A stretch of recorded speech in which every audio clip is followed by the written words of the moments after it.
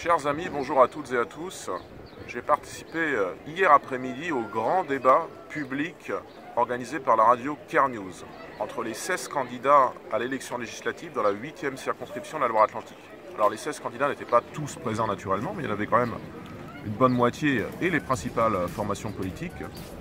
J'ai quand même vu des choses assez intéressantes dans ce débat. Ce débat, vous pouvez l'écouter sur ma chaîne YouTube ou en replay sur CAIR News, mais je voudrais quand même revenir sur trois faits marquants.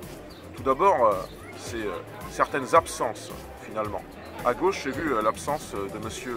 Debray, qui est le candidat de France Insoumise, qui n'a pas participé au débat, alors que, tout de même, sa formation a réalisé un score à l'élection présidentielle. Il n'était pas présent aussi à d'autres débats précédemment, notamment le débat de la Fédération française du bâtiment, l'entretien que nous avons eu aussi avec la CCI.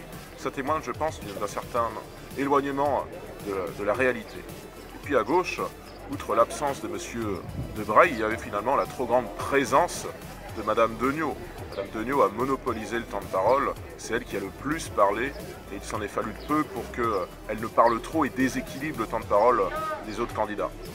Deuxième chose que j'ai remarqué, c'est l'amateurisme de la candidate de La République En Marche, qui était assise juste à côté de moi, et dont je voyais bien que finalement elle ne parlait qu'en feuilletant des dossiers qui lui avaient été préfabriqués, les argumentaires nationaux de son parti, qu'elle lisait, qu'elle annonnait, qu'elle avait surligné, et il n'y avait vraiment pas de spontanéité en elle. Il n'y avait vraiment pas cette plus-value que l'on attend d'un candidat à une élection locale, même si c'est aussi une élection nationale. Chez Mme Dufeu-Schubert, cette spontanéité n'existait pas. Et puis troisième chose que j'ai constaté, c'est vraiment du côté de la droite, Mme Beuvelet qui est complètement à la masse dans cette campagne, qui est restée ce qu'elle est au conseil municipal, timide, pataude, complètement désorganisée, et n'ayant finalement pas beaucoup plus d'arguments que Mme Dufeu-Schubert, puisque elle aussi, elle lisait les argumentaires.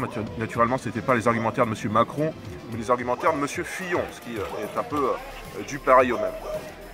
Pour ma part, j'ai défendu vos intérêts, nos intérêts, sur des questions très diverses, sur la question du détachement des travailleurs, sur la question du logement social. J'ai posé la question de la priorité nationale donnée aux Français dans l'accès au logement social.